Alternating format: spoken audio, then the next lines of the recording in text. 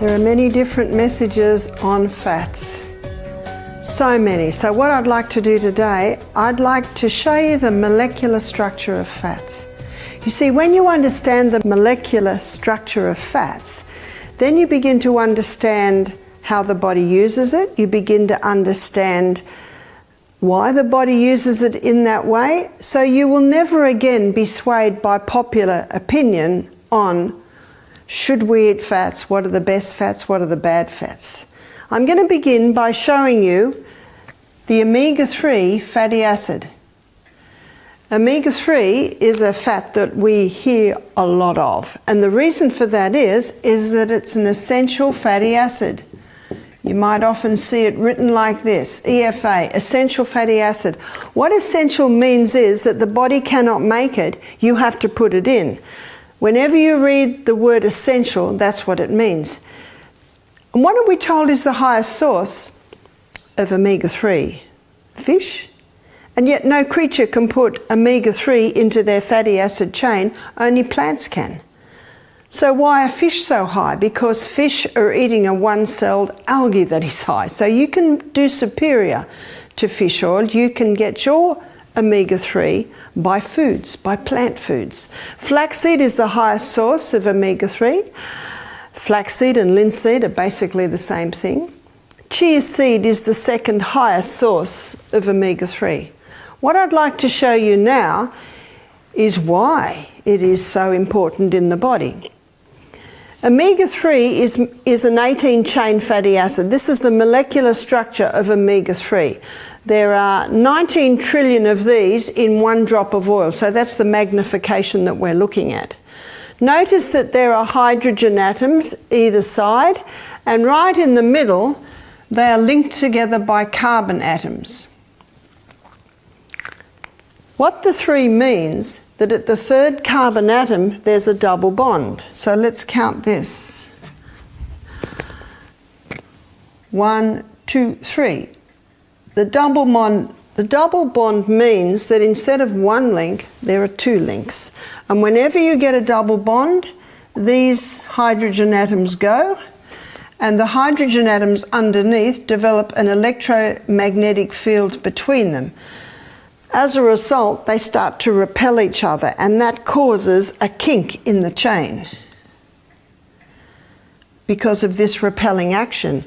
In omega-3, or the omega-3 found in flaxseed and linseed, there are 3 double bonds. So 1, 2, 3, we've got another one there, 1, 2, 3, and we have another one there. So these double bonds are gone. These hydrogen atoms are gone.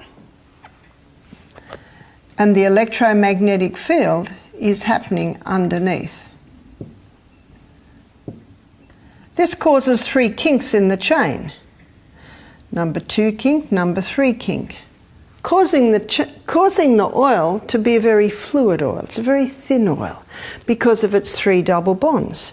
What do they paint cricket bats with? With linseed oil, because it disperses so easily. So when you eat this oil, it causes the blood to thin. It disperses on the skin. It's a lovely oil to take via mouth, so you get nice supple skin. The body loves using this omega-3 for cell membrane function and repair. So the name given to this oil is a polyunsaturated fatty acid. Poly meaning more than one double bond. Unsaturated because there are 3 empty spots on the fatty acid chain. Let's have a look at the effect of the double bonds in the body. They create an electromagnetic field. That's important for us because we are electrical people. There's a spark of electricity in every cell of the body. And specifically, our electrical system is our nervous system. So it's a great brain food. Double bonds are also light sensitive. That means the light is attracted into these empty spots. Those empty spots are also heat sensitive. The heat is attracted in. And they also act like a magnet to oxygen. What this means is that when we eat these oils, our electromagnetic field is ensured, we absorb more light, more vitamin D, we're able to manage our heat better in our body, and we're getting more oxygen. Remember, the most vital element needed for life? Cancer cannot live in the presence of oxygen. What an amazing oil. In fact, some writers have called this a super polyunsaturated fatty acid. The body uses omega-3 for the starting point in the anti-inflammatory cascade, so it's a powerful anti-inflammatory. What about sunflower? Sunflower contains omega-6 fatty acids. It is also an 18-chain fatty acid, but the 6 indicates the position on the fatty acid chain of the first double bond. 1, 2, 3, 4, 5, 6. There's its first double bond, and there are 2 double bonds in this fatty acid chain.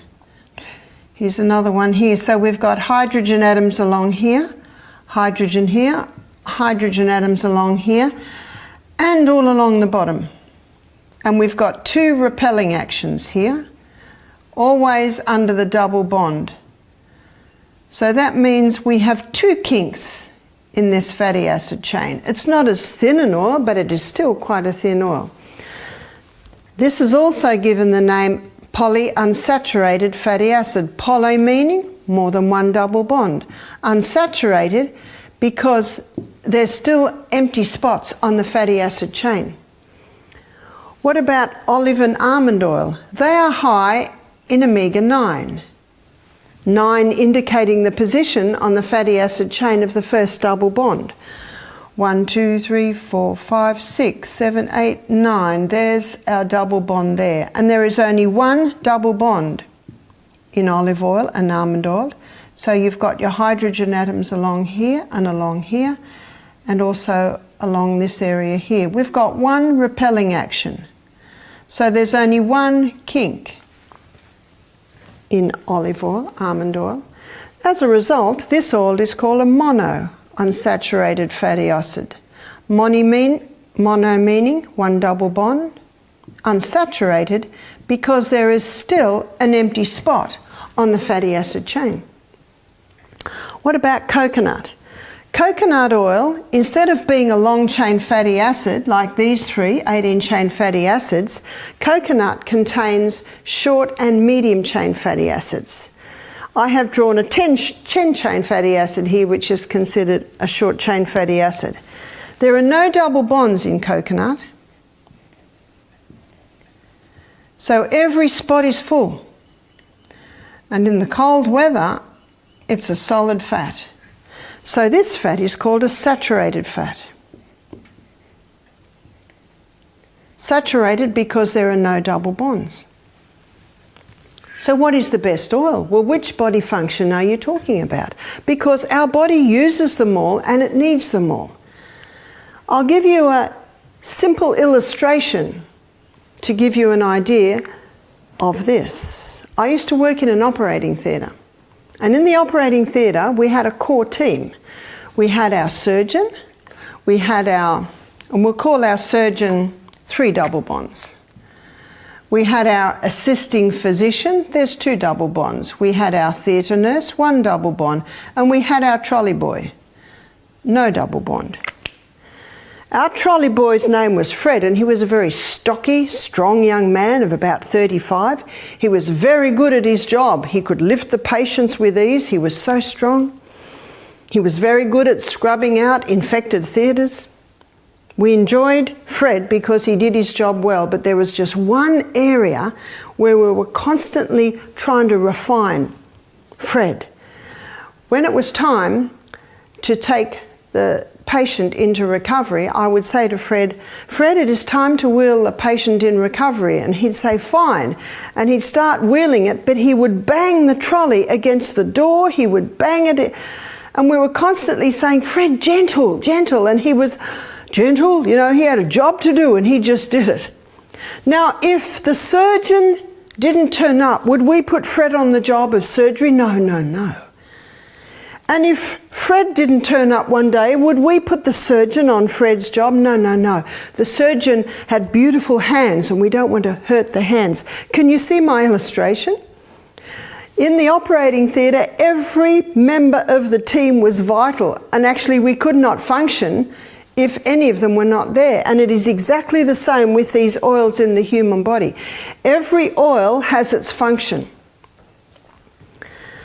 The body loves using omega-3 for cell membrane function and repair. Let me show you the omega-3 family. The omega-3 that is found in flaxseed, linseed, is called alpha-linolenic acid.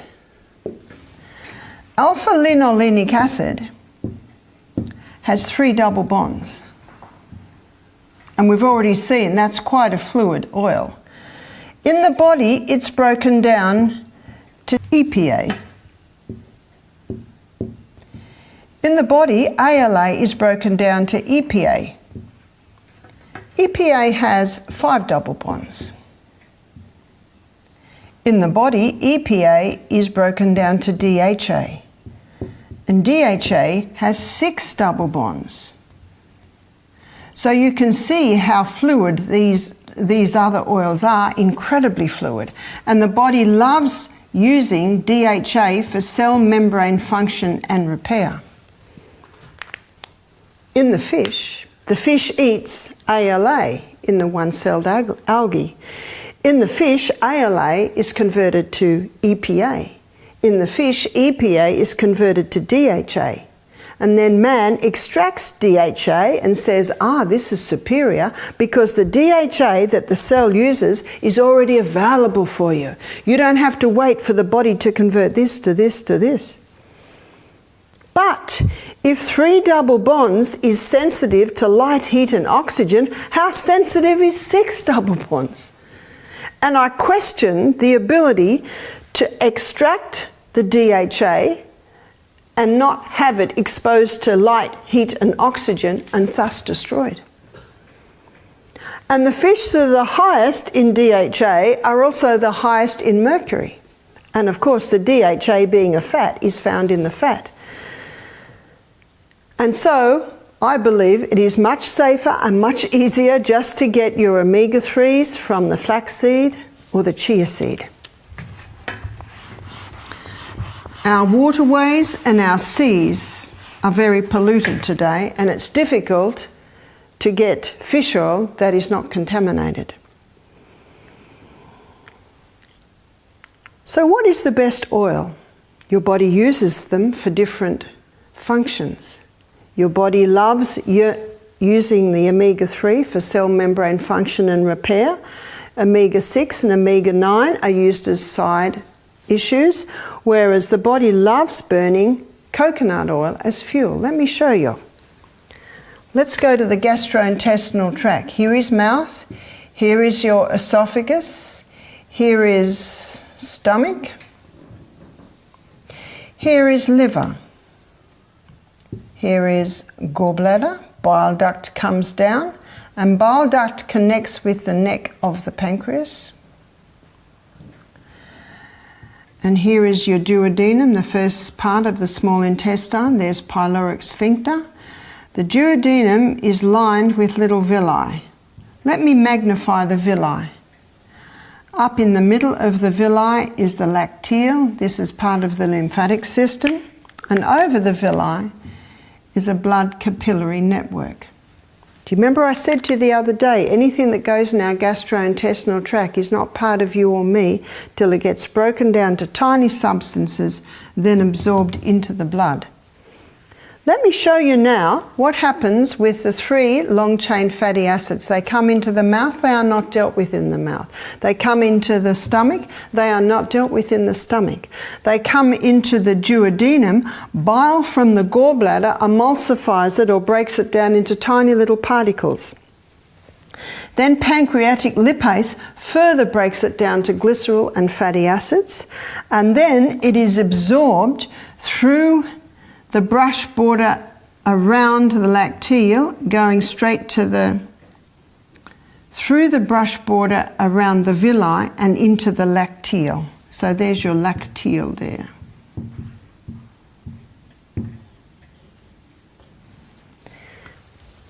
The lymphatic system takes it to the liver. The liver sees these 3 long-chain fatty acids and says, the surgeons have appeared. Store them, keeping them for cell membrane function and repair. This is not what happens with the coconut oil with its short and medium-chain fatty acids. It comes into the mouth, and underneath the tongue are sublingual glands that release lingual lipase. Lingual lipase is an enzyme that breaks down only short and medium chain fatty acids. So the coconut is unique in that the breakdown happens in the mouth. The breakdown having already begun, it comes into the stomach, breakdown's already happening. Comes into the duodenum, does not need bile, does not need pancreatic lipase, is taken through the lining of the gut straight into the blood. The coconut oil is the only one that gets taken through to the blood, taken to the liver, burnt as fuel. It's an amazing oil. So it is burnt as fuel immediately. No other oil is like that. So if someone wanted to eat an oil that the body burnt, what would they eat? The coconut. So this is the best weight loss oil because the body does not store it. The body burns it as fuel. Now if someone's going to drink huge amounts of coconut oil, maybe the body will be forced to store it because so much is coming in. Whereas the body stores these long-chain fatty acids. And yet we have been told for so long, if you want to lose weight, you must stop the coconut. It's a saturated fat. Saturated fats have got a bad name, and yet they do not deserve that bad name.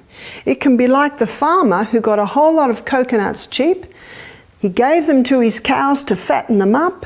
The cows lost fat, put on muscles, started bounding around the paddocks. So if you want to lose weight, put on muscle and bound around the paddocks, what oil do you eat? The coconut. Coconut has a few fatty acids. One is lauric acid. And lauric acid is found in coconut, 48%. There's only one other food that has lauric acid. It's a strong antimicrobial fatty acid. Butter has 2%. That's the only other food that has it. Actually, breast milk has it too. They say breastfed babies are smarter because breast milk contains omega-3, omega-6, omega-9, saturated fats. It's an excellent fuel for babies, the best. Can't be equaled, actually. Coconut is also 40% antifungal. It's because of its other fatty acids as well as the lauric acid. It has caprylic acid and capri acid. It's an excellent oil. An excellent oil or cream or milk for people who have pancreatic problems or liver problems because it bypasses the need for bile and it bypasses the need for pancreatic lipase. And if you go into the supermarket and go to where they sell the baby formulas, the milk formulas, you will find in nearly every milk formula there will be either coconut oil or palm oil. And they add that to baby food because it's so easy to absorb, does not need the bile and does not need the pancreatic lipase. Dr. Bruce Fife has written several books on the wonders of the coconut oil. One's called Coconut Cures, one's called The Miracle Oil Coconut Oil, one's called Oil Pulling. His two most recent books are Stop Autism Now and Stop Alzheimer's Now. Excellent books. And they are both books on neuro degeneration and neuroinflammation. Stop Autism Now is probably more about children, whereas Stop Alzheimer's Now is more about adults and all cases of neurodegenerations. And he uses the coconut oil. There is one chapter in both those books, it's called The Ketone Miracle. And he gives the story of how in about 1920, a group of doctors were putting their patients on strict fasting to cure epilepsy. And it did. You see, in fasting, the fat cells are getting broken down to release energy, and they release something called ketones, which can be used as fuel.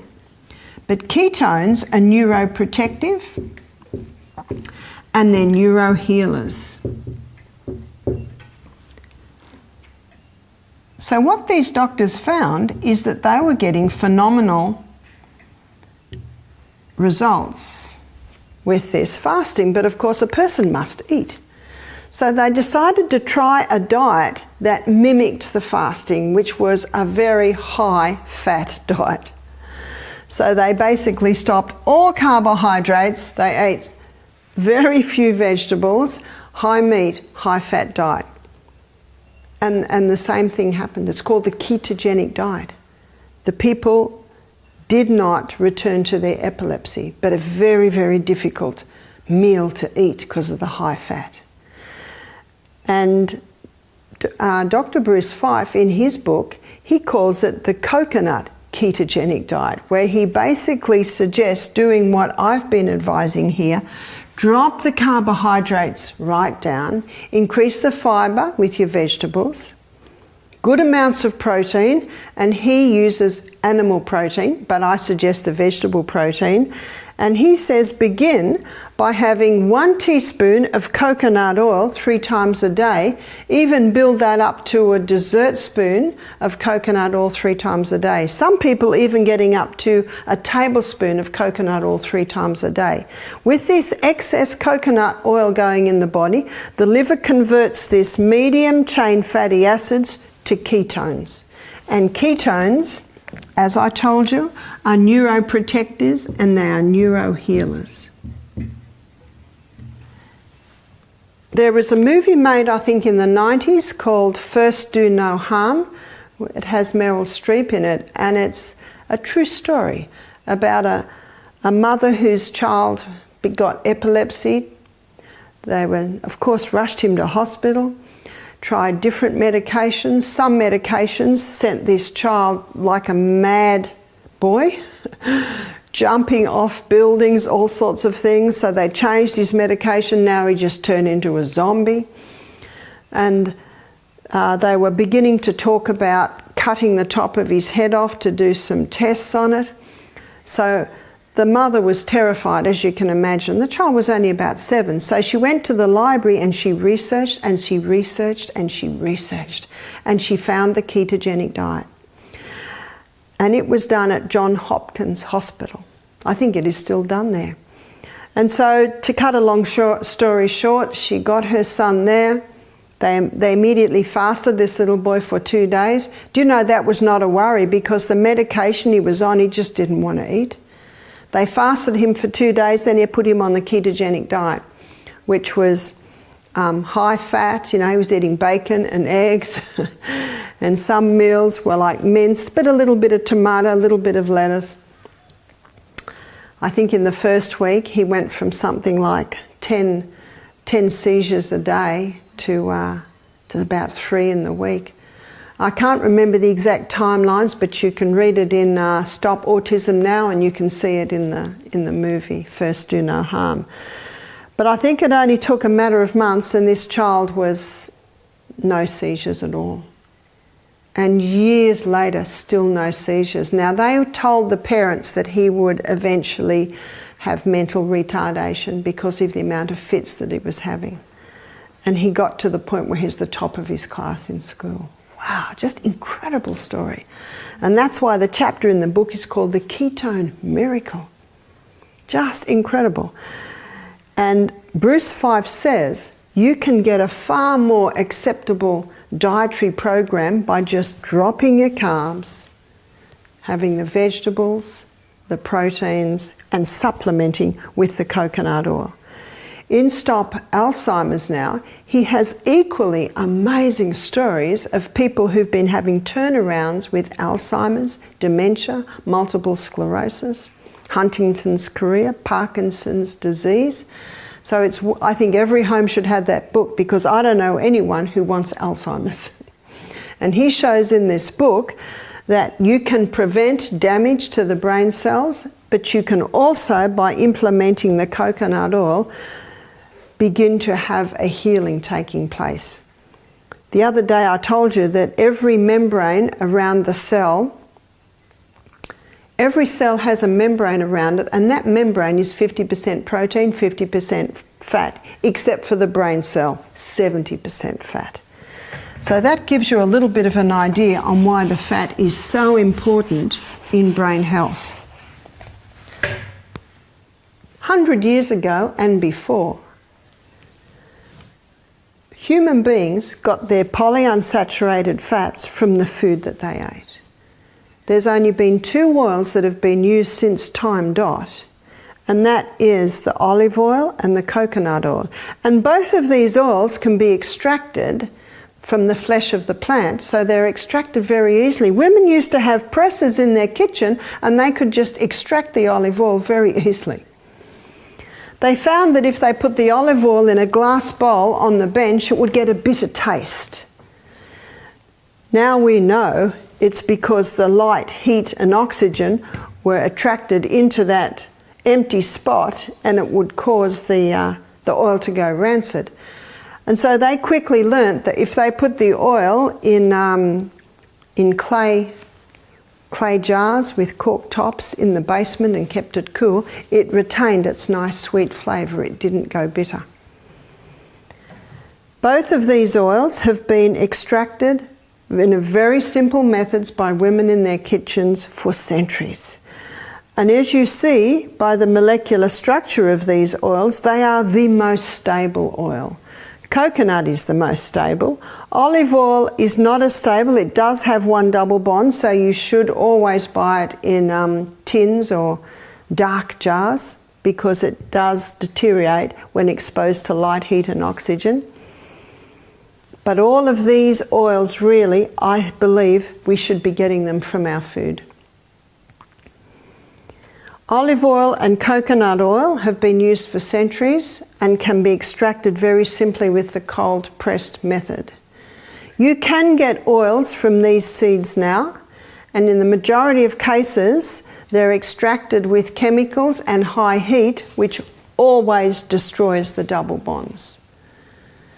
So when you do buy olive oil, very important that you buy first cold pressed extra virgin olive oil, and you can get some very nice Australian olive oils now.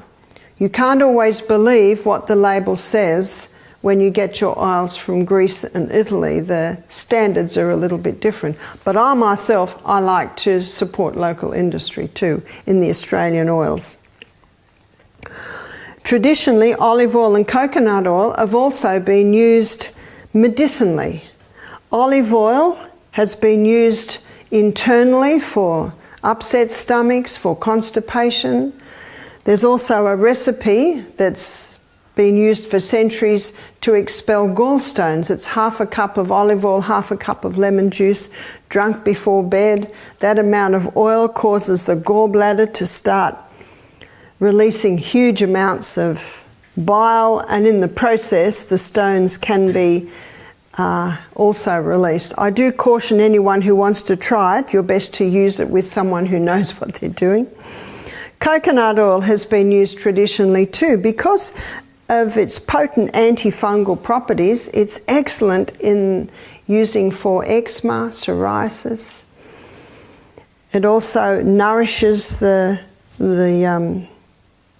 skin very nicely. But as you can see by what I've shown you in this lecture, it's an excellent medicine for someone who has any yeast problems, and it is excellent medicine for people who have pancreatic or gallbladder problems because it bypasses them. Let's have a look at planet Earth, at where these oils grow. Here we have the tropics. Which oil is grown in the tropics? That would be the coconut, yeah? It's perfectly designed as a saturated fat in this hot climate, Because it has no double bonds, coconut is light resistant, heat resistant and oxygen resistant. It is the most stable oil, perfectly designed in those hot climates. If we go up the planet, we come to the Mediterranean. And of course we know that your olives and your almonds are grown in the Mediterranean. So the omega-9 is perfectly designed for this environment. If you go up the planet, this is what you'll find, that plants grown in these areas contain these oils. And they're perfectly designed for that environment. In his book, Fats That Heal, Fats That Kill, Udo Erasmus quotes research where they tested the fatty acids in a plant grown here, very high in omega-9. Same species of plant grown further up was higher in omega-6. Same species of plant grown up the top was higher in omega-3. In other words, we should be eating the foods that are grown in our area. Now, we live on a wonderful part of the planet in Australia. We're about down here, so we can actually access a little bit of all of them. And of course, knowing what the different oils give you enables you to use those oils depending on different conditions in your body. Anyone with neuroinflammation, they certainly might step up the coconut oil. Someone wants to thin their blood, the omega-3 is excellent for that and also for reducing inflammation. Udo Erasmus gave the story of a man who went to live with the Eskimos. And by the way, if you go into the Eskimos' igloos, you'll hear a lot of laughter. They're sparky, even in those short winter days. Their electromagnetic field's working well. They absorb their light very well when they get it. They're able to manage their heat. The oxygen in the brain keeps them vitalized and invigorated. What are they eating huge amounts of? Fish, seal blubber, all extremely high in omega-3 because the plants, the seaweeds, are very, very high. And so the fish are high, and then the seal that eats the fish is high. But in the northern countries of the planet today, there's a mental disease spreading through called the SAD disease. It's seasonal affective disorder. You may have heard of it. They blame the lack of sunshine, but there's never been sun. Something else has come into the equation. And the problem is they're eating the SAD diet. Have you heard of the SAD diet? Standard Australian diet, standard American diet. That diet is usually very high in carbohydrates, high in animal and animal fat, very low in the omegas, usually quite low in vegetables with all your minerals. It's the SAD diet. I think God's got a sense of humour because the nut with the highest amount of omega-3 looks like a brain, and of course that's your walnut. So we need to be eating a variety of all of these oils because they are required, in fact essential for proper body function.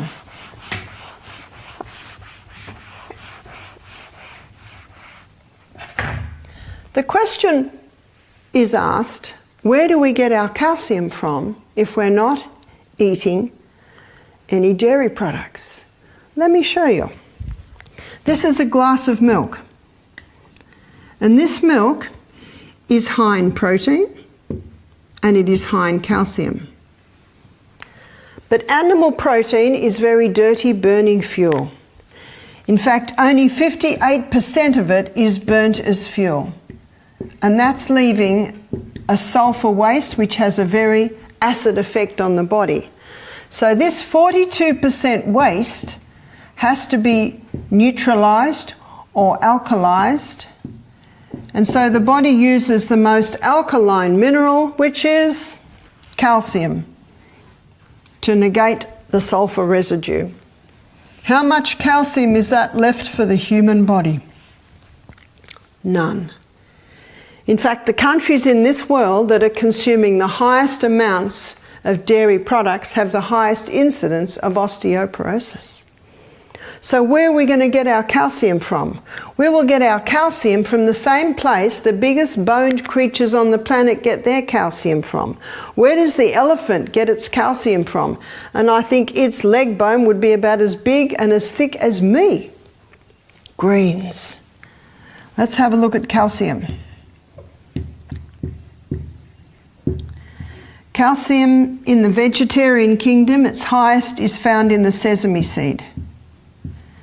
And a very nice way to eat the sesame seed is as tahini. At Misty Mountain Health Retreat, we do quite a few dressings and sauces that contain tahini. If you look in Lebanese food, their baba ganoush has tahini, their hummus has tahini. So there's a lot of foods that contain tahini, gives a beautiful creaminess to it. Very high in calcium. So instead of giving the children a glass of milk when they get home from school, have a platter of raw veggies and a little bowl of hummus and let them dip in there. They will get more calcium. That's the calcium that they can use. Also soy, and again the soy must be organically grown, non-genetically modified, and the other legume is chickpeas. And that's why your hummus is such an excellent form of calcium, because it's a combination of your chickpeas and your tahini. Figs. Your dried figs are quite a high source. Also greens. And as I showed you earlier in our acid alkaline lecture, calcium is one of the alkaline minerals, and it is found in high amounts in your greens. Most people lack calcium because they lack vitamin D. They're not having the sunshine. Or they're taking things that leach the calcium. Caffeine leaches calcium. Sugar leaches calcium. So can you see, you have to look at the whole picture. And when we talked about hormones, I told you that progesterone boosts bone building cells. So there's a hormone factor as well. Our bones should not be breaking, as they are in Australia in the latter years of our lives. When I was at school, there was a triangle in the Common Sense Cookery book, and the bottom rung of the triangle was meat and dairy.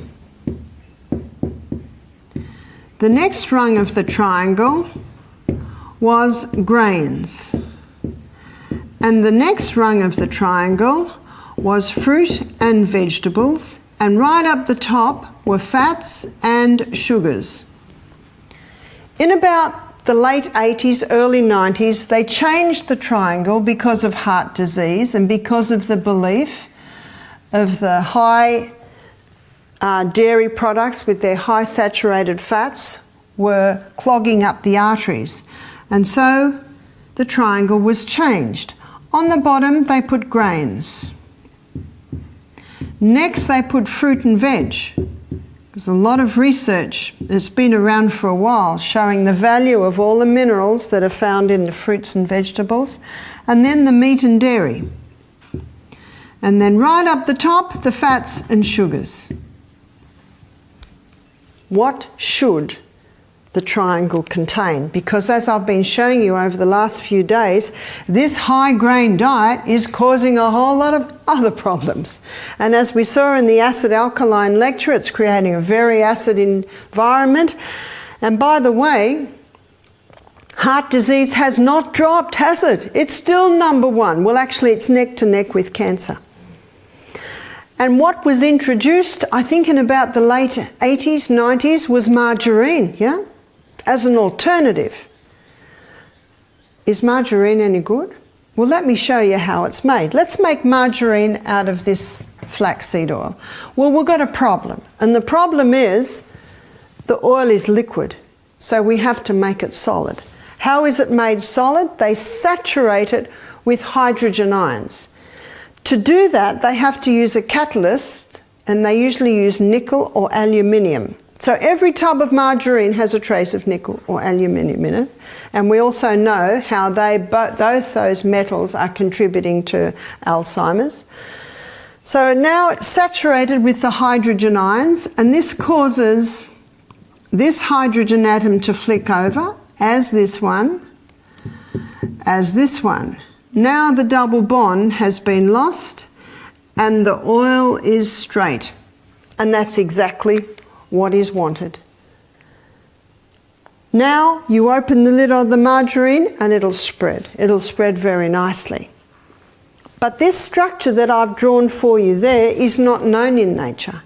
It is very closely, it's very similar in molecular structure to plastic. Margarine is a toxic fat. It is not known by the body, and when it goes into the body cannot deal with it. It cannot put it anywhere, so it has to get rid of it as soon as possible, and so it tries to eliminate it via the skin. Do you know skin cancer rates have increased since margarine was consumed? And heart disease has not dropped. And what's the definition of insanity?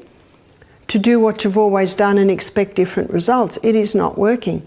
Margarine is a toxic fat. It should not go anywhere near the body. Some people say to me, well, what about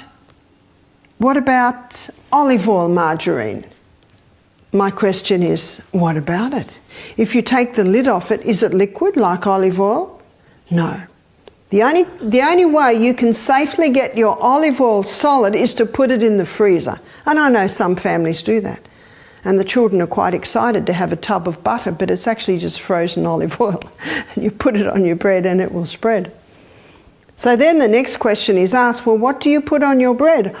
I like olive oil on my bread and my husband likes avocado on his bread. Let's go back to our triangle. What should our triangle be? Fruit and vegetables. For some people, the fruit has to be reduced, so we'll put fruit on sideways, but vegetables, no limit on the vegetables. And the next rung, legumes, seeds. They're good proteins. Grains. Remember, the grains are the negotiating part of the meal. And then up the top, we've got the fats and the sugars. So we'll say oils, honey, all very concentrated foods. Maple syrup. My rung has 3. Because I believe that the vegetarian food and the vegetarian protein is a far superior one. Let's have a look at that triangle through a few different windows. Let's look at it through the pH window. Does it get a tick? It does, because the most alkaline forming food are your vegetables. So it gets a tick. Let's look at it through the point of view of the colon. The colon needs to be swept every day. Vegetables are high in fibre, high in minerals, low in sugars. Whereas fruit is high in fibre, high in sugars, but low in minerals. So for your healing, your vegetable is superior. So for the colon, oh yes, we've got our fibre. What about the liver? And as we showed in a previous lecture, the liver needs beta-carotenes found in your orange and your red coloured vegetables. There it is in large amounts. It also needs protein. Protein is coming through in your legumes, in your seeds. The other thing up the top here is your nuts. Nuts are an excellent form of protein, fibre and fats, but you must not overdo them. If you overdo nuts, you can develop an allergy to nuts. They're very concentrated food. So looking at it from the liver point of view, it gets a tick. We've got our proteins here. We've got our beta-carotenes in our orange and our yellow and our green coloured vegetables. What about the brain? We haven't discussed the brain in detail yet. But the brain needs the essential fatty acids in the oils and nuts. It needs the proteins to make the neurotransmitters out of. It needs the vegetables for the minerals, so the brain does get a tick. What about cost? What's your cheapest food in this triangle? It is your vegetables. Your concentrated foods are the most expensive, but you only need a little bit of them. So cost-wise, it gets a tick. What about availability?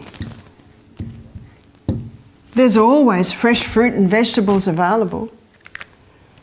And your legumes, your seeds can all be stored. So we get a tick again.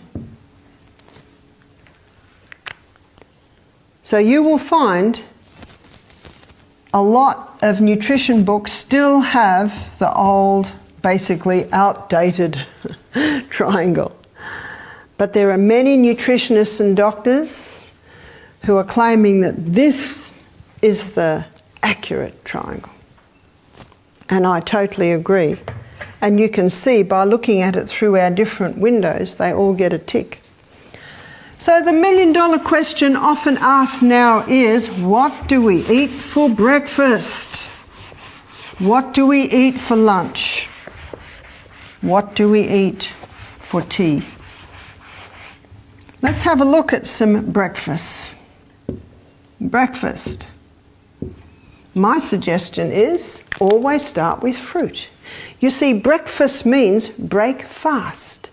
And fruit is a lovely, light, refreshing way for your stomach and your colon to break its fast.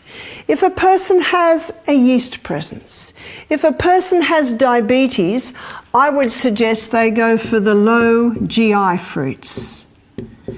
If a person is conquering cancer, I would say put fruit on hold initially. And then one may have a grain. It might be millet, it might be quinoa, it might be buckwheat. The Polish love their buckwheat. Aussies are getting used to it. Aussies like buckwheat pancakes. There are a variety of grains, and it allows the family to start getting used to different grains. And then on that one might have some coconut cream, remember, excellent oil. Or one might have the pear Brazil nut cream that I mentioned earlier. On top of that, one may sprinkle some chia seeds. Sandra Cabot made LSA famous. LSA. And in many shops you can buy linseed or flaxseed, sunflower and almond already ground up in little plastic bags ready for you. But don't touch them. Because you can see from my illustration today, the light, heat and oxygen quickly cause a destruction of the double bonds. So within about an hour of grinding, especially the flaxseed or the linseed and the sunflower, the light, heat and oxygen have been attracted into here and the oils are spoiled. There is a use for your coffee grinder. You can grind your seeds in it just before you eat your breakfast. So let's put in some LSA too. Flaxseed or linseed is a very high oil seed. 3 teaspoons of ground linseed will deliver 1 teaspoon of the oil. So it's a very high oil. Most people are very happy with that breakfast. Or some might prefer savoury. So this is breakfast number 1. Breakfast number 2, maybe some fruit, always a nice way to start the day, with some nuts and seeds. And then they might have some sourdough toast. If you're gluten-free, you might go to a millet toast. If you're not gluten-free, you might go to a spelt sourdough toast. You see, sourdough is just the way that the bread rises. It's a cultured bread. It breaks down the protein or the gluten in the grain, so sourdough bread is more digestible. On top of that, you might have some savoury lentils. Or on top of that, you might have some scrambled tofu, which is a delicious way to have tofu. Some may prefer that. So what do we have for lunch? So you see, the fine-tuning in every case is yours. We should enjoy what we eat. Lunch. Let me think of what we had for lunch today. I'll write you down what we had for lunch today. We had a kale salad. We had avocado. We had a quinoa salad, and the quinoa salad had tomato, onion and broccoli in it. And then we had a shepherd's pie. And the shepherd's pie had a topping of mashed potato, and the nicest way to mash your potato is with olive oil and Celtic salt. Mashed potato. And underneath the mashed potato there was brown lentils in a savoury sauce.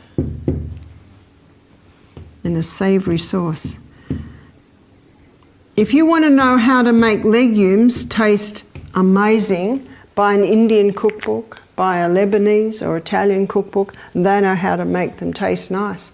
They know their legumes because for centuries that's what their protein source was. They don't have the land to graze the cattle.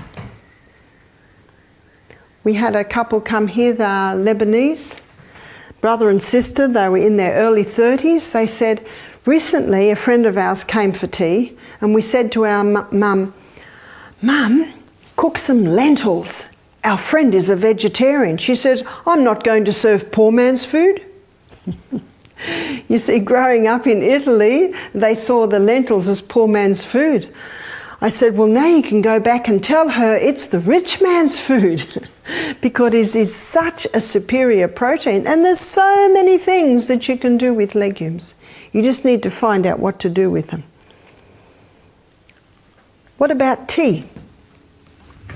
But first of all, where I go there, let's make an assessment of the fibre. Everything's got fibre. The protein. There's a little bit of protein in your quinoa or your quinoa. There's protein in your lentils. And I think that the lentils were made savoury with miso. Miso puts a lovely flavour in lentils. Am I right? Oh, I just got a shake. There was no miso in it today. Sometimes there's miso in it. So there's our protein and fats. There was coconut cream in this. Yes, I got a nod there. Olive oil in the mashed potato and also some olive oil in the brown lentils. I got nods for all of that. And I think there was a bit of olive oil with the kale. Oh, another nod. And avocado. So you see, this meal was an excellent source of fibre, protein and healthy fats, and yet very low in carbohydrates. Where are the carbohydrates? Some carbohydrates in the potato, small amount of carbohydrates in the brown lentils. I had lunch, I finished lunch 2 hours ago now, and I'm comfortably satisfied 2.5 hours ago. I have no want at all to eat now. And you will find when you feed children meals that are high in fibre, good amounts of protein and healthy fats, that there's just no desire or need to eat all day long. As a mother, I was not interested in being in the kitchen all day. So I made sure that my children had meals that were high in fibre, some good proteins and healthy fats. What about in the breakfast? I've rubbed off our breakfast, but I can recall our fibre was in our fruit. Actually, the fibre's in everything. The protein in the first breakfast there was protein in the quinoa, there's protein in the buckwheat, there's protein in the millet, there's protein a little bit in the coconut cream, some in the pear cream, protein in the chia seed and all the linseed, sunflower seed and almonds. In the second breakfast, there was protein in the nuts, and there was protein, of course, in your scrambled tofu or your savoury lentils. Whereas the fats in the first breakfast, there was fats in the coconut cream, in the pear cream, in the LSA, in the chia seed. So as you can see by my illustration, it is not hard to do that. because it is the fibre and it is the protein and it is the fat that keeps the food in the stomach longer. I trust that after this illustration you will no more be swayed by popular opinion on fats. I trust that I have shown you enough evidence that the fats are important, the type of fat is important to eat them in their natural state with a little bit of added either olive oil or coconut, both excellent oils, and basically it is your palate that defines that. We don't need very much. In fact, in the shepherd's pie that was made today, we had 2, 4, 6, 7 people for lunch today, and I would endeavour to say that about a tablespoon of olive oil went into that dish. Would that be right? About that. Do you know what that means? Everyone got about half a teaspoon of olive oil. See, that's not a lot. And maybe everyone got a quarter of a teaspoon of coconut cream. You don't need very much. It gives it a beautiful flavour, it gives a beautiful richness. And how often have people's tables been deficient in flavour and taste because they think that the fats are bad? When I cook with olive oil, I put my olive oil in at the end of my meal so that I'm not destroying my double bond. If you did want to fry a little bit, sometimes our cook likes to fry a little bit to get the flavour out of the onion or the garlic, then the no double bonds coconut oil is the one to use. I know Zach does our potatoes in coconut oil and it is delicious, it is crunchy, and yet he does it in the oven. He lightly coats the potatoes, puts them in a high oven, and they're just like chips. Some people think we've deep fried them, but all we've done is put them in a high oven. Delicious. And yet you are not destroying because there are no double bonds. And the flavour. Most people don't even know that it's cooked in coconut oil because you can't even taste it. You certainly can overdo it. So, of course, we need to recognise that they're very concentrated foods and you don't need very much. So I trust you're excited with the prospect of beginning to implement some of these things into your lifestyle, into your table, into your food. Please enjoy.